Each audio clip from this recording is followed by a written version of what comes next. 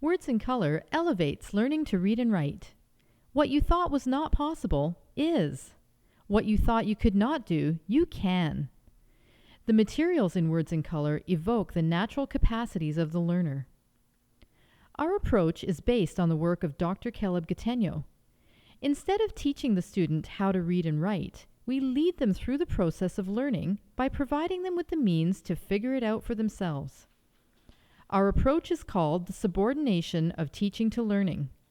In this approach, students get in touch with their own capacities. They at all times take responsibility, learn autonomously, and work towards independence. Words in Color elevates learning to read and write by mobilizing the student's natural capacities. How is this achieved? By the design of the materials, the teaching techniques, and the approach. With Words in Color, your student will feel as if they did it by themselves, but that they couldn't have done it without you. Visit the Words in Color section at educationalsolutions.com to find out how Words in Color elevates learning to read and write.